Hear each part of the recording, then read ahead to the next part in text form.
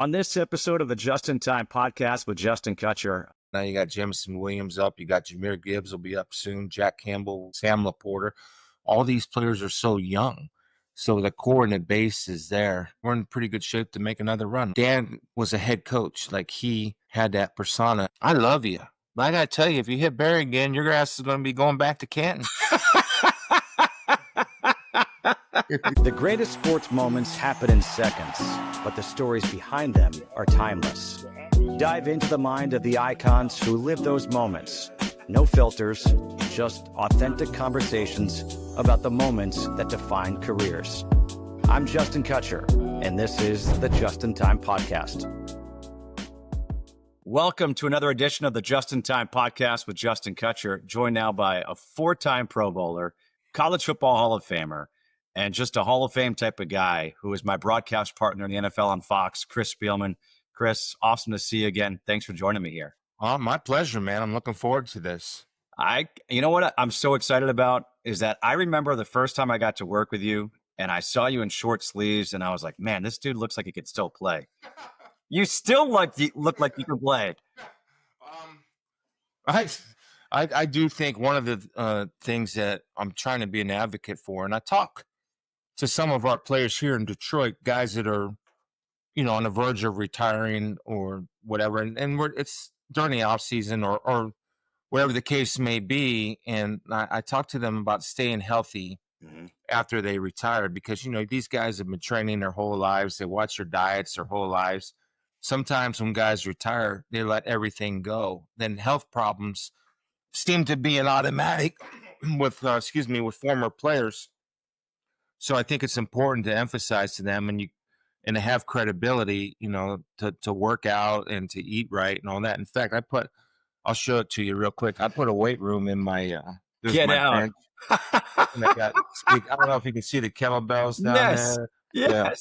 So, and when you're able to do that, there's never an out for anybody. And so I encourage not only players but all people to try to stay balanced mentally, physically, spiritually. Yeah. So that's what we're trying to do. I'll get you set up here. I'm sorry for that. No, you're good. That's awesome. I love it. And it shows, man. You look like you're in great shape, which is awesome to see. Yeah, I'll be 60 this year, which is crazy. So, Isn't it weird? I mean, yeah. I've been sitting here talking to different, kids, colleges, universities, and they ask me about my career. And I tell them about the 2000 World Series. And I'm like, holy crap, you guys weren't even alive. No. What's crazy is I read an article and was talking to some young people that work here in our analytics department. The folks in the analytics, they're really brilliant. And it's interesting, but a lot of them have no idea, or they have an idea. They just don't understand what 9/11 was about. They understand it, but it's, and so I talked to them. So there's a Netflix show on Osama bin Laden. I don't know if you heard of it or saw it, but it's pretty good. And I think it's important for those young people to learn and know our history and, the sacrifices that have been made for them to be able to enjoy the freedoms of this country. And it's crazy that, how was that 24 years ago or whatever it was, So, I mean, it really does blow my mind that it's such a huge part of our lives. And for these kids now, they're like, 9/11, what was that? What happened? I just read about it in the history books, but what is it? Yeah, if you think about it, I mean, so, I don't remember quite the Vietnam War, right? I just don't have any recall of that. Maybe the guys coming home when I was really little. But but it's important now. And I think especially with the access that they have to know about our history, it's important. But it's really cool to talk to them and the passion that they have for football. Because if you think about it, these guys are, I walk into their room and there's math formulas. It looks like a beautiful mind with Russell Crowe all over on these like walls of dry erase boards. And, they could be working at some Wall Street firm or whatever the case may be and be making a lot of money. But I ask each and every one of them, why are you not doing that? And they're just not fulfilled. And for them to be part of one of 32 teams. It's a big deal for them, and they're very, very talented. And I just you have conversations with them, and it takes me back to high school where, I tried hard and got good grades, but when you talk to the really smart kids, they kind of look at you funny, like, dude, what are you even talking to me? Like the jock talking to the smart guy. So I'm glad you brought up your high school days, because that's a perfect transition. I want to go back, because when we got to work together, you would talk so much about your dad. Yeah. And your dad being a legendary high school coach in Ohio, you and your brother growing up in that household, he would have you doing drills all throughout the day. What was it like in that house? If you can bring us back to that time growing up, like, what would your dad have you guys do? Well, he was, as you said, he was a high school coach, and I think I just think he saw in his boys where he wasn't afraid to push us and to set a standard for us. Now, probably a lot of that stuff I probably did with my kids, and I've apologized to him for some of it, but I've also said you're welcome to some of it. Yeah, because it's just the way it goes. And what we would do, but there was an interest on my part, right? There was an interest on Rick's part to be really good at what we do. So when I had to walk up the steps, I had to shuffle up the steps, do crossover runs up the steps, and I had to walk around the house with bent knees. And the crazy thing about this is that for me, he saw a linebacker for some reason in me at a very young age. really. And Rick and I would go to 2-day practices in Canton, Ohio, where he was a coach. And I think my first 2-day was when I was 5 and Rick was like 7 or 8. And we would be there all day.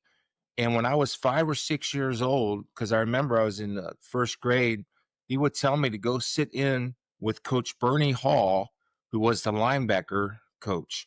And I would go sit in linebacker meetings. And I didn't know what I was listening to, but it sounded fascinating to me. I do know that. Then at practice, I was supposed to go watch the linebackers practice.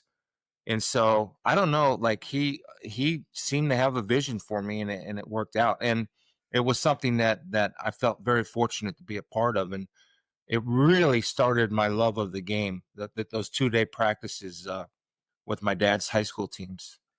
Did you ever ask your dad what he saw in you that he thought you'd be a linebacker? No, no, I was actually, it's crazy. I was thinking about that this morning, like when I watch our guys practice now, and I kind of find it hard to believe that I actually played this game and made it over 1,000 car crashes, or the same as making a tackle in the NFL. And I was thinking to myself, I didn't have a lot of guidance. I did work very hard, and I thought I tried to outwork everybody, even from a young age. But God gave me some ability. I had the strength, I had enough height, I had enough speed, I had enough of this and enough of that to be able to take it as far as I could take it. And fortunately for me, that was 11 years in the NFL. And I just think he saw something in me that I was a tough kid.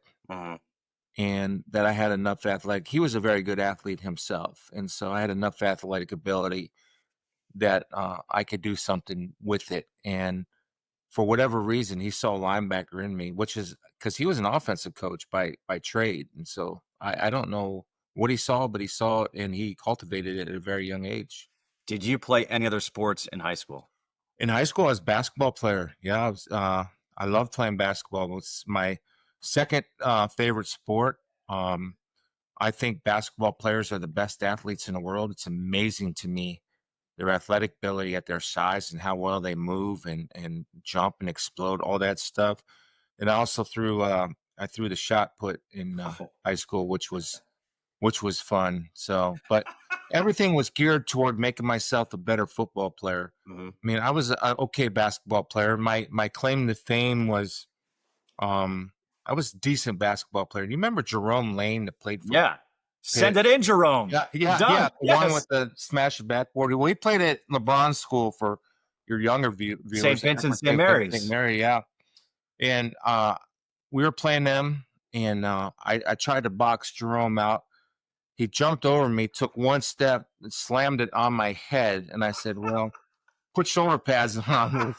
He was talking crap to me down the floor. I told him to put shoulder pads on, but that was my claim to fame. And the other great player that I played against, and I actually take pride in this, I had 16 points on him because he was a great defender.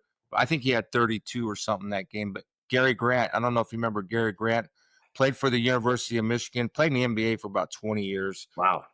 Just one of those guys that remember, like Jimmy Jackson. Jimmy Jackson played for a bunch. That was kind of a Gary Grant kid. Those guys played at Canton and McKinley, and at that time I was in Massillon. Okay, those are awesome stories. Yeah. However, in high school, you were on the cover of the Wheaties box, Yeah. and you had a mustache. Yeah. Okay, forget about the Wheaties box. At what age did you grow the mustache? I remember I started to have a football mustache, 11 on each side, as a freshman. And I kept shaving every day because I thought it would come in thicker and thicker. It was a style back. That's the 80s, man. Every dude was rocking the mullet and the mustache. That was sweet. So, And you had the spoiler in the back of your shoulder. Yeah. Oh yeah. No doubt. Yeah. What was it? Business front, party in the back. That's what it was. That's what all my boys and I did. But it was Massillon too. So I mean, anybody's been in Massillon out there. So then, what was it like being on the cover of a Wheaties box? It's crazy when you're like a professional athlete. Yeah. But as a high school athlete, you go to the grocery store and you're like, wait a minute, that's me. Yeah, it was crazy. Wheaties did this contest, and it was actually a pretty good contest where, first of all, you had to have some type of be able to qualify it. So the people of Massillon, not just the people, the town, thought it'd be a good idea to get their high school star on a cover of a Wheaties box and bring notoriety to the town. And anybody that knows about football or history of football understands the importance and the legend of Massillon High School. A lot of people, I know you know it, but a lot of people probably know about it. And they asked me if I'd be willing to participate. I said, sure. So what happened was that if you would buy a box of Wheaties, on the box of Wheaties, on the back of it was a ballot. You'd fill out this ballot and you would turn it in at the store. Then the Wheaties company, whatever, would come collect it. Well, I ended up being one of the top vote getters. And I was on a Wheaties box with a female basketball player, college player.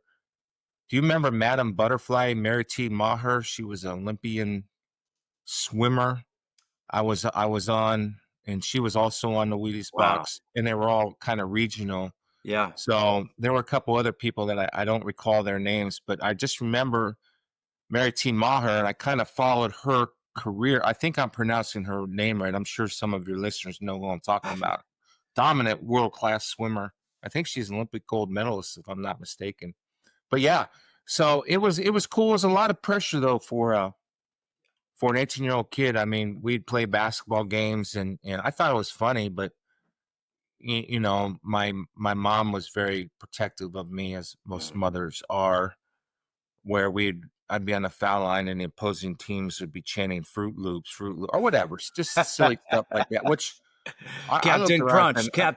I looked to my buddies and said, "You hear that, boys? That's respect." Yeah. That's, and, but it was a lot of pressure, but I think it helped me, deal with a lot of pressure situations as I got older and went on to Ohio State, and then went on in the NFL and went on into doing TV, all that stuff. And now in the front office of the Detroit Lions. I'm guessing that those guys who are yelling Fruit Loops were not yelling that when you're on the football field. No, these basketball. Yeah. No, but I just think for me, my life experiences, they were all pointed for one thing, to prepare me for others, the next step in life, whatever that step may be. I was put in uncomfortable situations at a very young age. Then all that prepared me to deal with uncomfortable situations on and off the field my whole entire adult life. Yeah. And it's been nothing but a benefit. And that was kind of the start of it, to be able to handle um, the good that came of being on the Wheaties box and the bad that came with being on the Wheaties box. How about the decision of where to go to college? What was that process like in your household? Well, I mean, I this story seems to get better as the years go on. I remember the 5 schools. You were only allowed to visit I don't know what it is now, but you're only allowed to visit 5 schools back then. And I visited Miami of Florida. Um, they were just coming off. Bernie Kosar was the quarterback down there. Yeah. He's a few years older than I am. Bernie was from Canton, Ohio, or Marlington, Ohio, or somewhere around there. No, he was from Boardman. Excuse me. Visited Penn State. Okay. Interesting story about Penn State, and it's kind of, I look back on it now, and it's sad and the whole situation. But I was actually at Jerry Sandusky's house, and I was actually in his basement for some reason. Yeah, and none of that stuff obviously was out then, but you look back on it and say, I can, when all that stuff broke, I started visualizing myself in that basement and what some of those kids must have gone through. Anyway, but I had a great time with Joe Paterno, which was amazing. I'll tell you a quick story about that. Yeah. Joe Paterno came to my house and he sat in this red chair in our living room. And I just remember my mom brought him whatever cookies or whatever the recruiting guy was getting that weekend. And this is the first time I was working for ESPN. I went to do a Penn State game. Mm-hmm. I walked in his office and said, "Chris, how you doing? How's your mom Nancy doing? Do you remember we had those cookies?" I said, "Yeah, coach, I do." It was mind blowing to me. Yeah. That he remembered that, and it meant a lot to me, and it gave me a lot of respect for Coach Paterno. Just that, and his wife was the same way. You met them and you felt like you knew them the whole life. Then I went to UCLA just because I've never been out to the West Coast, and I thought I'd see California, which I realized and quickly that's probably not my vibe out there, not my gig. And I went to Michigan. Yeah, shocking, I know. I went to Michigan. Yeah. And I really loved it. And Coach Schembechler really did a number on me. And he, because he's from Ohio. I don't know if people know that Coach Schembechler's from Ohio. He's from Barberton there, Akron, Ohio. And he said, I was one that left Ohio to, go make a change somewhere else, to make something special. You can do that too. And so I go home that night, and of course, Ohio State. And I go home and my mom and dad are sitting in the kitchen, and my dad says to me, he's a high school football coach. He says to me, "Son, you got to make a decision. What are you going to do? And I want you to know, whatever you decide, your mother and I are going to back you the whole way." I said, "Dad, I think I want to go to Michigan." He said, "No, I'll tell you where you're going. You're going straight down 71 South, and you're going to call Coach Bruce up and tell him you're going to be a Buckeye. And if you don't do that, you'll never come home, and we'll never come see you because you're a traitor, and I won't have it in my house." And I said, "All right, let's go Bucks," which was the best decision made at that time. And not that Michigan, it wasn't great. I ended up in Michigan anyway, so I got the best of both worlds. I love it. What was your reaction when your dad said that to you? Not surprised. Yeah. I was not surprised, and I knew it was futile to argue with it. But I also loved Ohio State too. It's just, when you're 17 years old trying to make a lifelong decision, sometimes it's probably. Well, I use this advice with my kids all the time. Well, when they were young, and now I don't. They're all grown and married. I used to say to them, "You're not old enough to make that decision. I'll make it for you." And there's really no argument that I have. And I tried, but I do think that he had my best interest in mind, and my mom also. But my mom would have whatever, but my dad was. I think he saw the big picture of how important an Ohio kid going to Ohio State and the future after that, whatever it may be. It's It is. ironic that I end up in Michigan now. I was going to say, I mean, you got the best of both worlds, like you said. But now, like when I tell people that I work with you, and they're like, "Oh my gosh, Chris Spielman, that dude was unbelievable." And the first thing they say is Ohio State. Right. That's the first thing that people associate you with. So what does that make you feel like when you know that when someone says your name, immediately it's like, "Oh, that dude was nasty at Ohio State."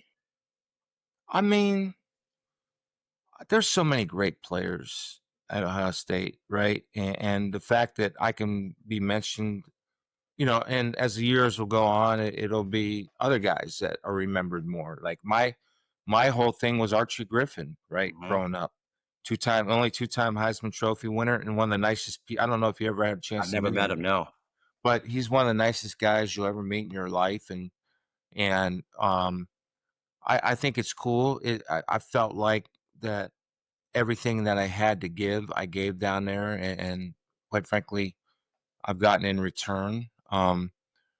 There's been a relationship down there. I know you're aware of this, but we started a breast cancer research fund when my late wife Stephanie was diagnosed with breast cancer at age 30, which is crazy. Yeah. She lived 14 years after that, then finally caught up to her. But we started with a goal of raising, I think, $100,000, and the cool thing about that is my daughter works in development at the James Cancer Hospital, and that fund now is nearing $26 million since, which Unreal. is something to behold. And that all the money raised goes to research because it's within the university, so all the overhead is taken care of. But so there's a lot that Ohio State means to me and my family, and I had two of my kids graduate from there, and it's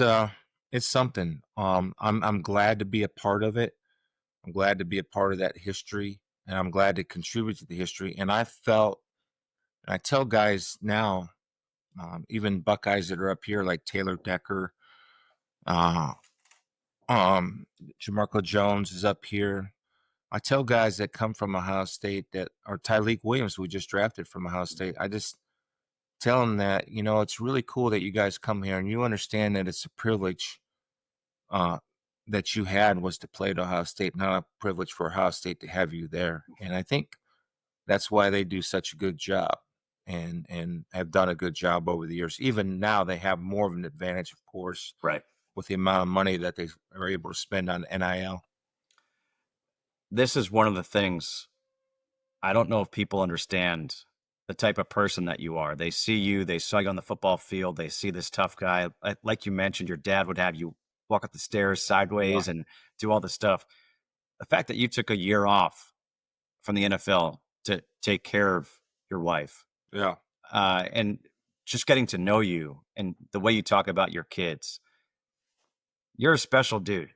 And No, not I many think, people could do what you did. well, I think there's a lot of people that do what I do, that first of all, I was blessed financially to be able to walk away for a year.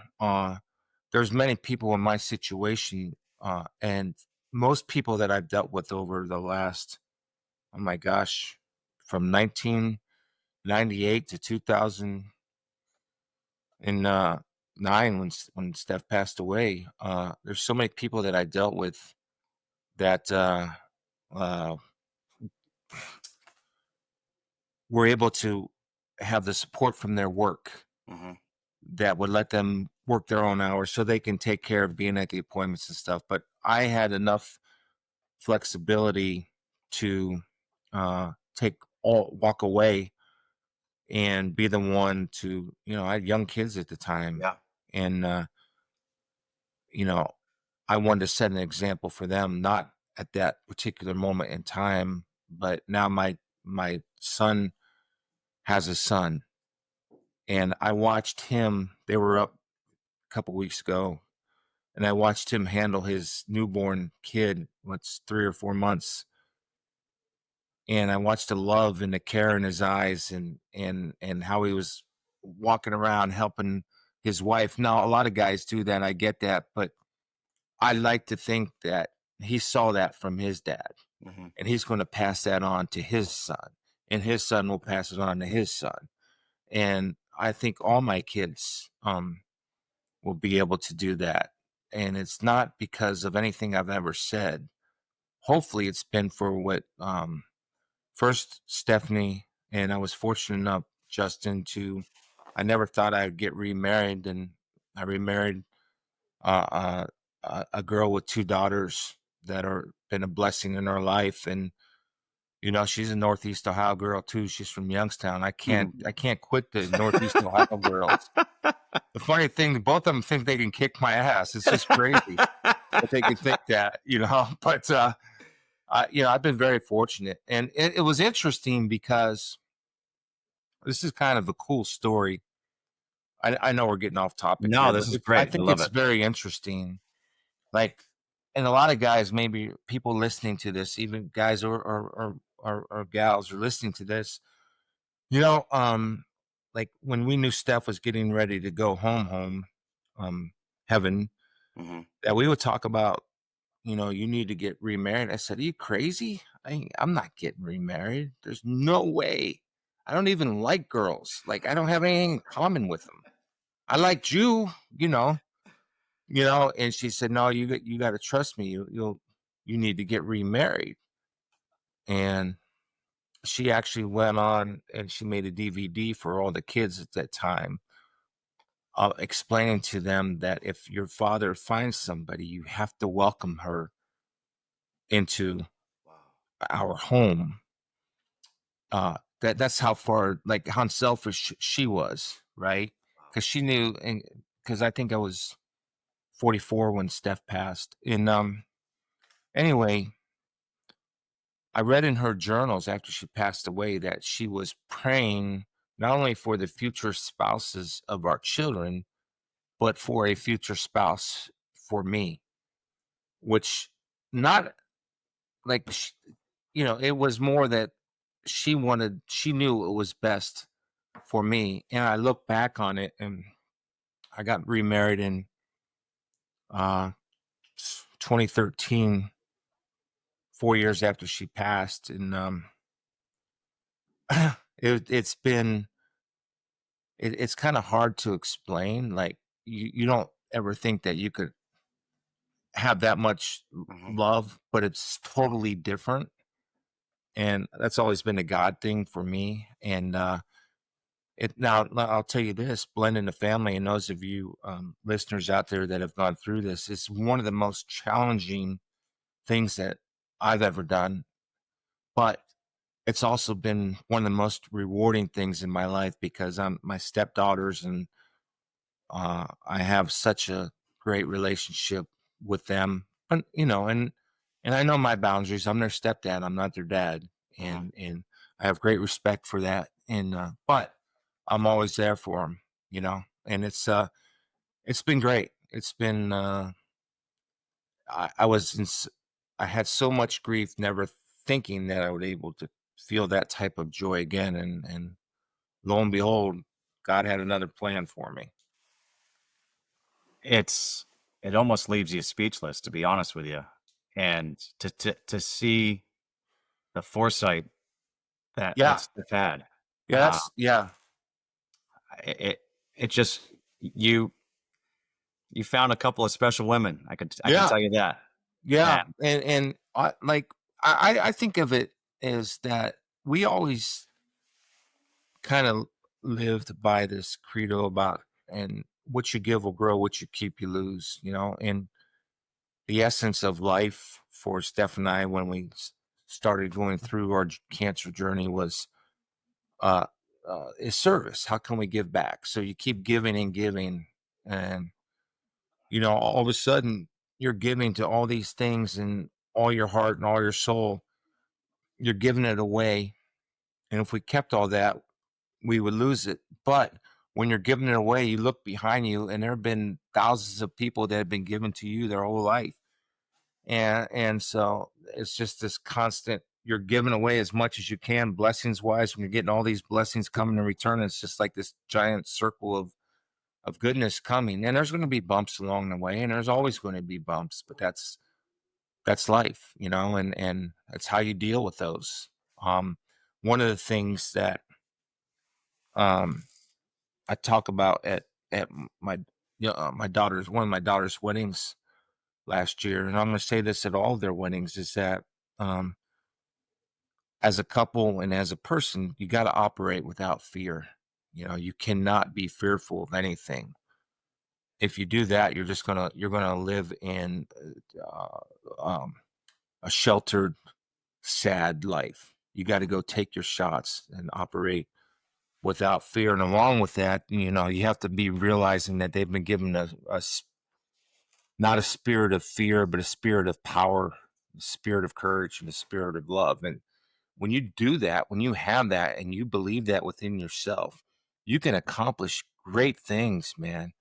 And I think fear holds so many people back. I think fear holds people back from the joy of being married and what marriage can really be, and I'm really adamant about that. The fear of me leaving Fox just to, I'll go up to the Detroit Lions. What are you going to do? I don't know. I help hire their coach and the GM, and after that, I have no idea, but we'll figure it out. But I operated or made decisions, weren't stupid decisions, but they were without fear of what's next. Yeah. But embrace what's next. And you guys you turned a negative into a positive with what you've done with the foundation at Ohio State. And like you said, giving now, because of all that research, and that's helped other people overcome and have a life.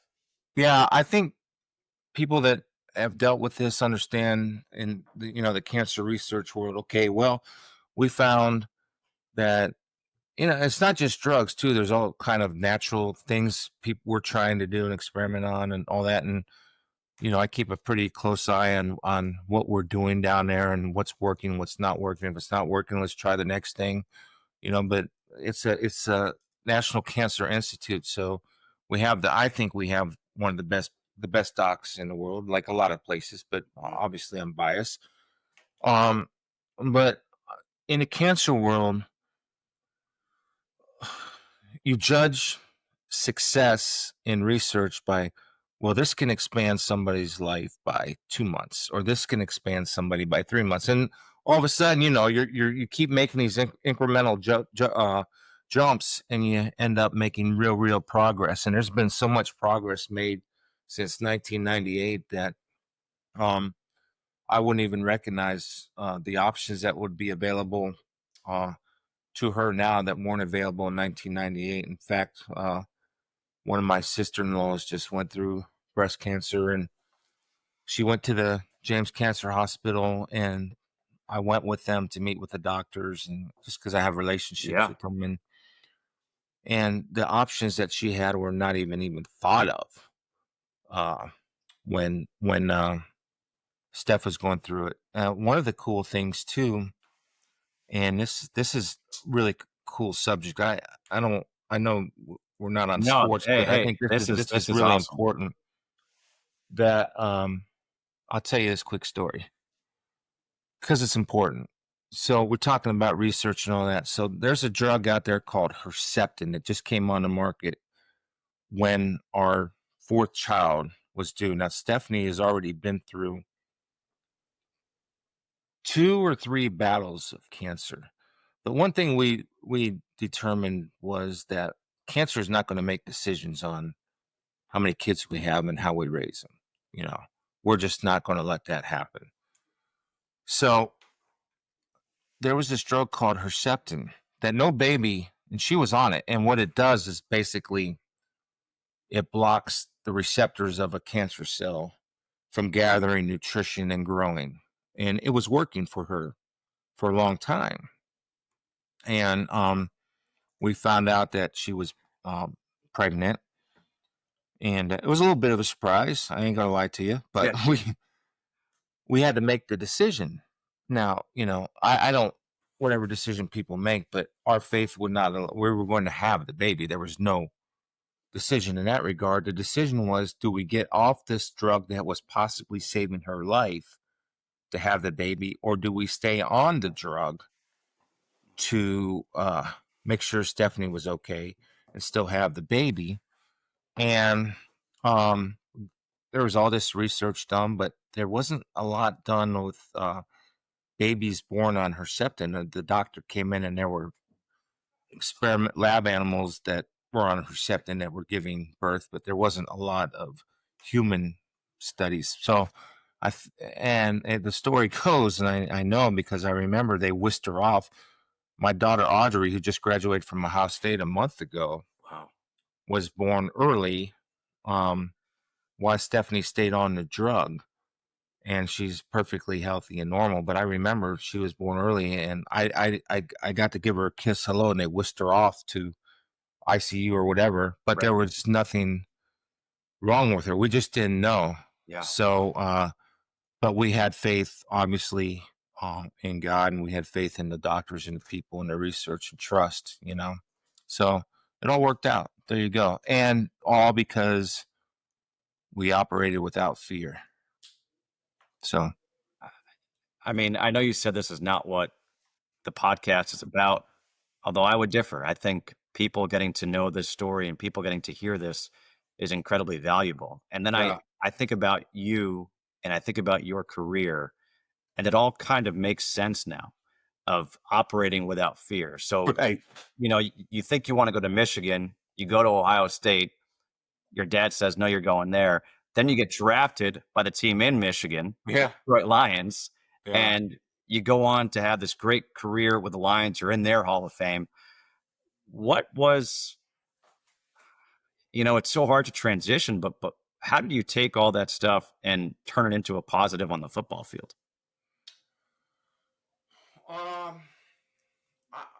Look, I love football, man. I would make the argument that I love it as much as any human being ever to walk the face of the earth. Mm-hmm. Loved football, and I've loved it ever since I could remember. The smells, locker room, everything. Loved everything about it. And I mentioned this kind of earlier. I never thought it was a privilege for the NFL that, hey, I'm playing for the NFL. NFL, you're lucky to have me. I had a sign in my locker said, do something today to give them a reason not to cut you. And I tell that to rookies all the time if they come up and ask me, you know. And I never took it for granted. And I loved it, and I appreciated it, and I respected it, and I knew it wasn't going to last forever. So I never, and I had this burning desire to win, like a lot of people, burning desire to win. And I was never able to do it as a player. Got close, got to the playoffs, got to the NFC Championship game, but never over the hump. And the same so far here, you know, started from basically the bottom. And yeah, we did games. We did Detroit games, and wasn't very good. Then now we're at a team that I think really can compete for a Super Bowl. I thought last year, this is arguable, but I did think before the injuries, we had 18 guys on IR on our defense. I thought we had the best roster in the league and probably could have made a strong run, but the injuries, that's not an excuse, just the fact that the injuries caught up with it, and we caught a hot Commanders team in the playoffs and quarterback that was hot and didn't have enough. But I do think when healthy, we're a legitimate contender and a young legitimate contender. I mean, you think about it, our biggest problem is we have all these young players because Brad and Dan and our whole staff is drafted so well that you got to extend these guys because they'll be running out on their rookie contract. We already extended Panay Sewell, Liam McNeil, Alden Ross St. Brown. Now you got Jameson Williams up. You got Jameer Gibbs will be up soon. Jack Campbell, who's a really good linebacker, will be up. Sam Laporta. All these players are so young. So the core and the base is there. And, you know, we're in pretty good shape to make another run. We'll see what happens.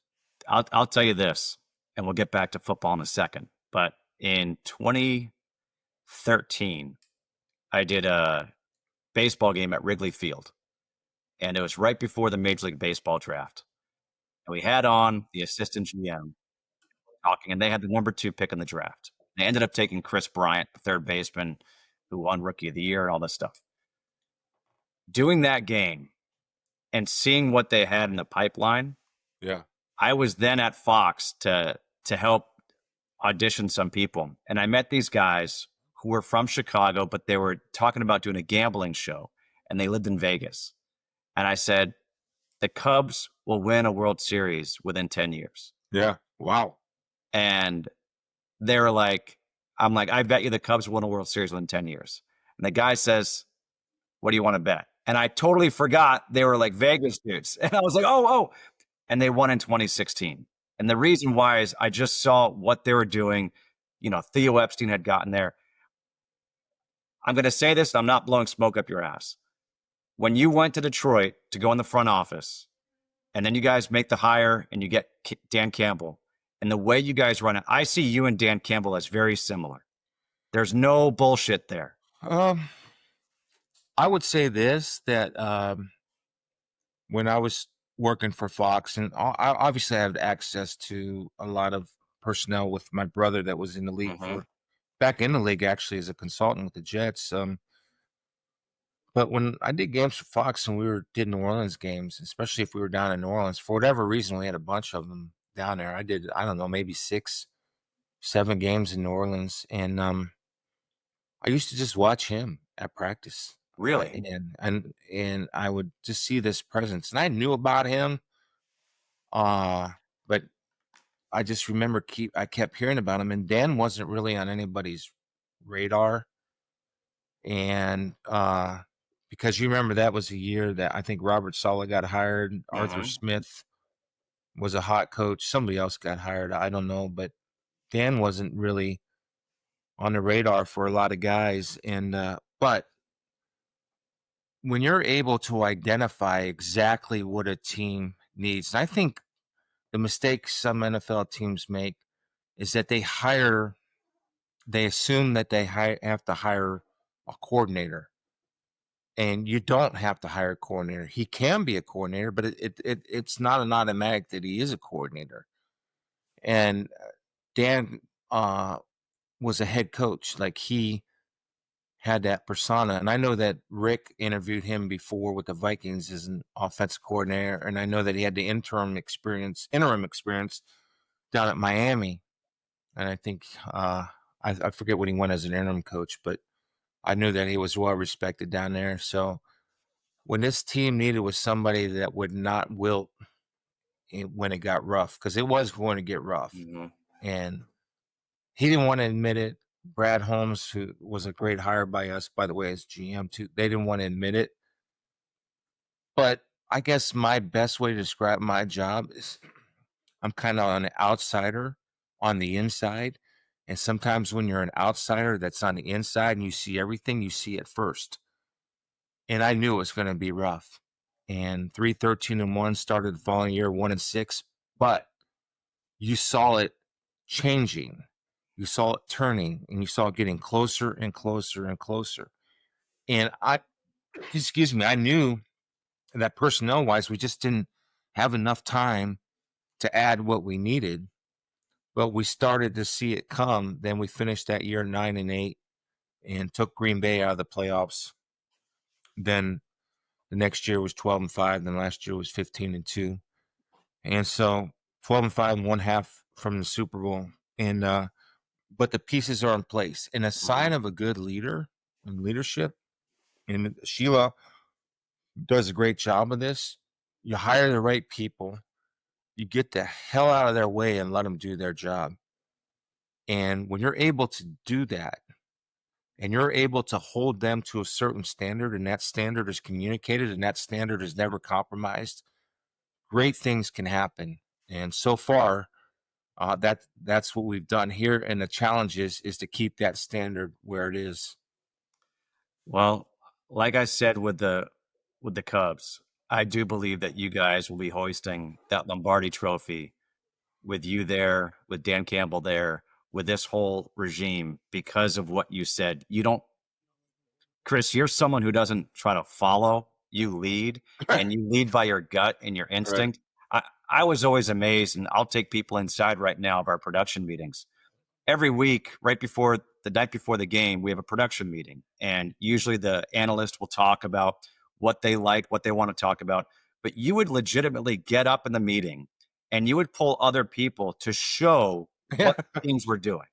And that you're the only analyst I've ever worked with who did that. Like you said, you live and breathe football, but you also have this ability to pick up like tells. And there was a game we were doing, and I believe it was in New Orleans. And there was a play by the goal line. And right before the play, you yelled, rabbit, rabbit, rabbit. Yeah. And we go to break, and you said, was that okay? I'm like, was that okay? That was incredible. Rabbit means run, bird means pass. Right. And you just saw something. And that's you. You, whether it's studying film, being around your dad from a young age, you pick things up. And now you've been able to translate it into the front office, and it's worked, man. The way you evaluate players to draft, the way you guys do it, I love it. Yeah. Well, our goal in evaluation, here's, we have a great analytics team, and all that stuff is a tool. But here's and I use all that stuff, don't get me wrong, but in order for them to get invited to the film party that I'll have for them, they have to have those three things. They got to have athletic ability. They have to be able to compete, and they have to have instincts. If one of those is missing, I'm not putting an evaluation on them. Now, Brad and other people might, but I'm not putting an evaluation on them because you can't play if those three things. This can be, obviously, AA varies. Right. But you have to have enough to be determined an NFL football player. If you're not competitive, you're not playing here. You're just not going to play here. You could play somewhere else if you're uber talented. Ain't going to happen here. Talent does not trump competes here. That instincts, and that's how I survived on instincts, right? And we just talked about stuff. That's how I survived in the broadcast world. That's how I survived here. That's how I survived as a player. It's instincts and knowing when to go, And it was in a production meeting where you told me one year you tore your biceps right before the season. I'm thinking that was 1994. Is that right? 95. 95. Yeah. So I said to you, you tore your biceps. What'd you do? What was your answer? I probably went to the vet and got some DMSO. You're self-medicated. Is that frowned upon nowadays? Your answer was, I led the league in tackles. I go, wait, what? You're like, I just played. Yeah. They don't make people like you. There's a few. There's a guy, our center, Frank Ragnow's played through some stuff. But he's an all-pro center, right? Mm-hmm. There's a few guys. Amon-Ra St. Brown's a fierce competitor. They're still out there. The beautiful thing about it is, you don't hear about them because they don't want to be talked about like that.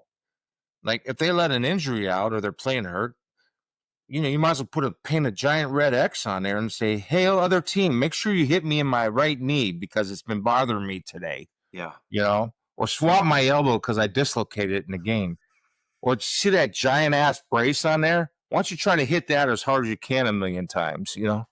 I mean, that's the real part of the game that people are afraid to talk about. But that's true. Like, tell me, if you saw a player with a knee brace on, would you go after that knee? No, I wouldn't go after that knee, but I think that I'm not saying I wouldn't do it. I never have. But I think that some players, they're aware of it. Mm-hmm. I would think, like, if I'm a pass rusher or outside backer or defensive end, I'm playing an offensive tackle that I read on a report that he's got dislocated his elbow.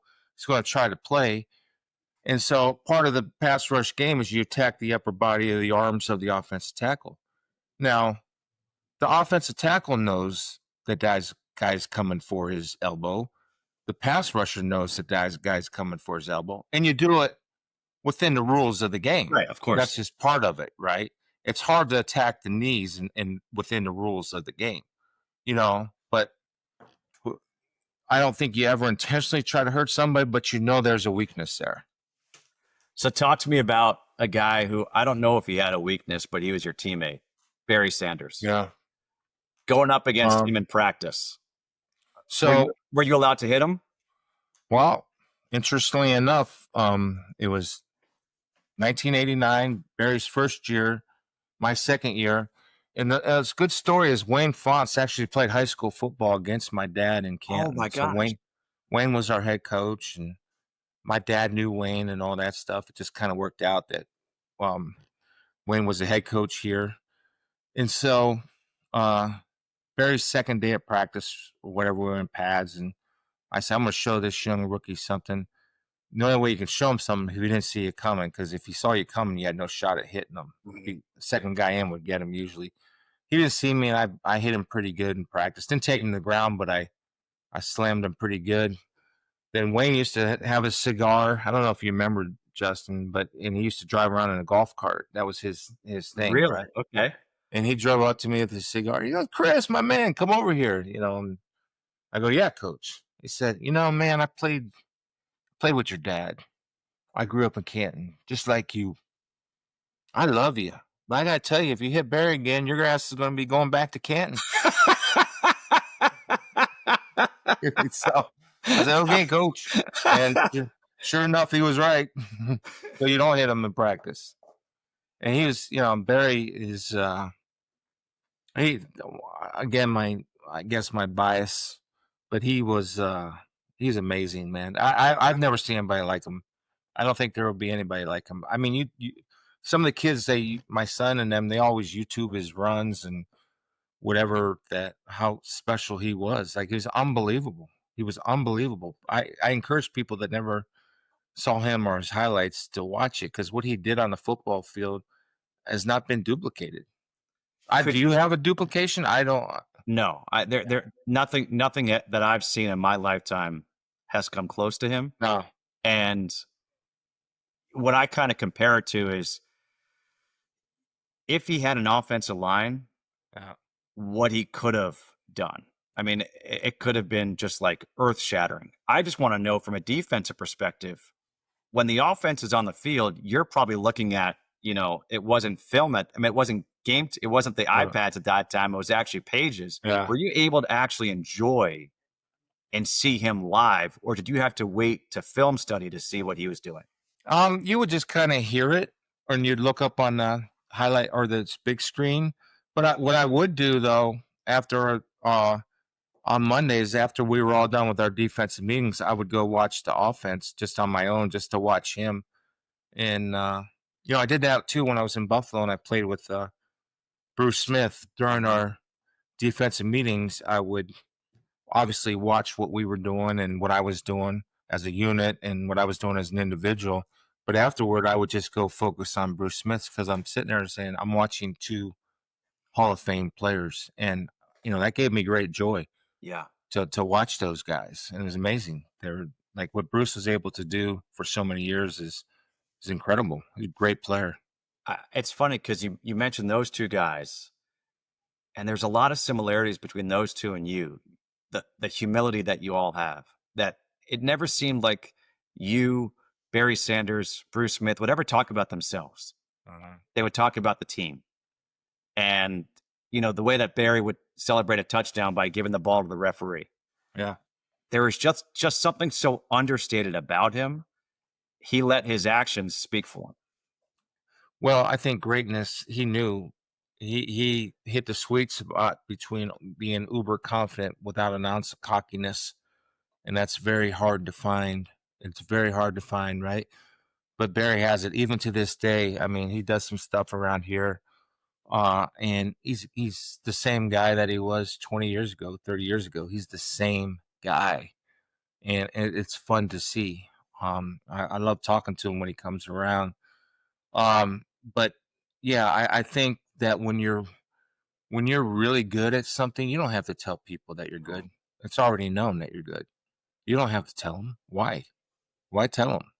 You already know. Everything speaks for itself. And I do think That's the one thing I like. If I were to give marketing advice to a player, do as little as possible and talk as little trash as possible and wear as little bling as possible.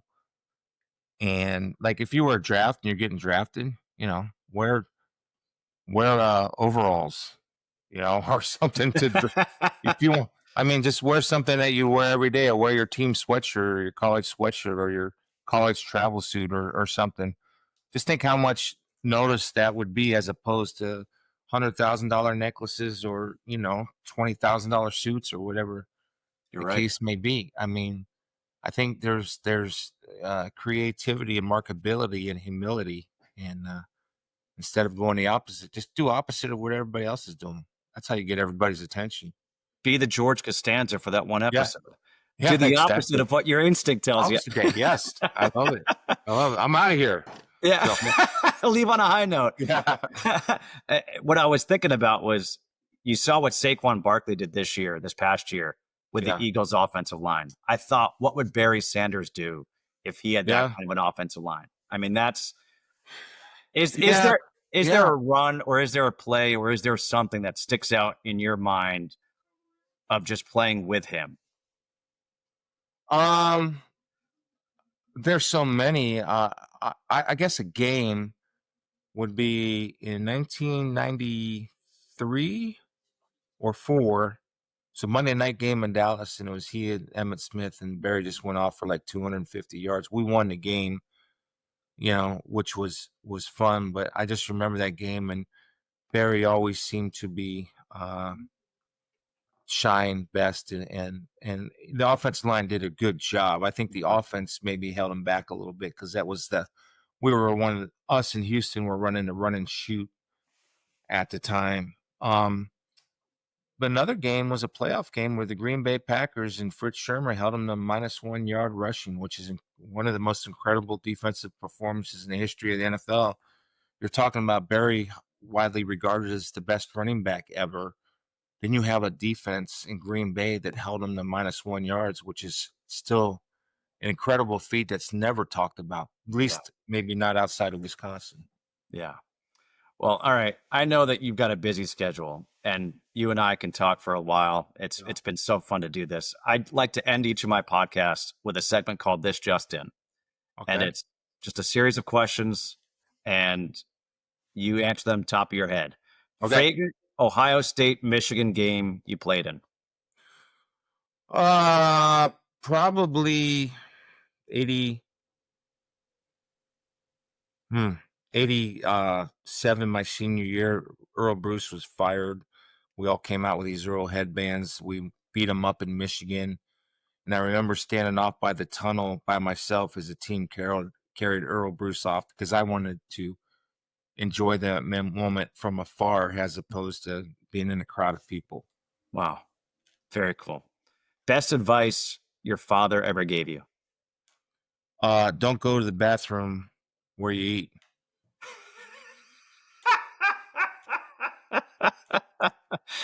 Favorite stadium? Other people say it a different way, but yeah. Favorite stadium in the NFL that you ever played in? Soldier Field. The old Soldier Field was really cool. Like when we pulled in the bus in the back, I felt like I was going back in time and playing against Red Grange. So it was really cool, man. Gale Sayers was going to come out, and Buckus and Piccolo. So the guy that you hated to see in the backfield, you're like, oh, not Bo Jackson. That was quick. Yeah, because there's Barry and Bo are in a league of their own. Bo Jackson was freak show, unbelievable athlete, greatest athlete of our generation, and I think Dion, you can make an argument, but not for. I knew what he did on the football field, but just watching the baseball highlights when he climbed the center field wall in his arm, and when he snaps a bat over his head, he's just unbelievable, man. Bo Jackson, easy. But you got him one time, didn't you? I did. I caught him, and he said that was the hardest any white boy ever hit him. Was that the best compliment you could get? Yeah. As I was visiting a dentist the next day because I never woke him out there. Coldest you've ever been on a field? -23 wind chill in Green Bay in December or January. Yeah, Did it you was wear long crazy. sleeves? Yeah, oh yeah. I didn't believe in being cold. I had nothing. I never had to prove my toughness, so nobody got intimidated by that. The game that you think about the most throughout your career, when you're can't sleep at night, you're like, that's the game. Well, it's the one that ironically does not let me sleep at night when Brett Favre in '93 playoffs hit Sterling Sharp on a we had a missed call and coverage, beat us in the last few seconds of the game here in Detroit at Silverdome. Yeah, I wish I could think about good things. No, it's The good impossible. yeah, it is impossible, isn't it? Everyone always thinks about the bad stuff, not the good stuff, because the good stuff you expect. The bad stuff, Right. like I could have fixed that. Yeah. And it was a mental error that beat us, which is more frustrating than anything. What was the mental error? Our safety and corner, one was playing 3 deep, one was playing 2 deep. And then we had a miscommunication. I've said on our broadcast all the time, miscommunication in the back end means big player touchdown. Just does every time, because teams will expose that. Good teams will expose that. Toughest quarterback for you to face as a middle linebacker, that game that you played with the quarterback? Who was that guy? Steve Young. Yeah, I played against great quarterbacks. I think Aikman was awesome, but Steve Young, because he could run and he could dictate what you called offensively because of his ability to scramble. Plus, he's a great passer, thrown to great players. But the fact that he could run and run really well, he's a great player. He's a Hall of Famer, but I still think he's underrated. Because when you talk about great quarterbacks, Steve never Young gets doesn't mentioned. come up with that, But he was a great player. Very difficult opponent. Did you enjoy the prep more or the game more? Game. It's all about the game. It's all about the game. It's all about the game in broadcasting too. That's the joy. That's when the pressure's on. That's when the lights are on. That's when it's live. That's when something's on the line. The prep is just part of it. It's the game. It's always been about the game. Dude, I can't thank you enough for doing this. You got it. I miss working with you. I miss being around you, but I'm so proud of what you're doing with the Lions, because Appreciate it. Football is better with what the Lions are doing. And, it's cool. And the culture that you guys have developed, we need more of that, not just in football, but in society. So for all those people out there, I say thank you. I say thank you for being you. All right, man. Appreciate you. All right, Jess. Thank you, brother. All right. Good luck. All right. See ya.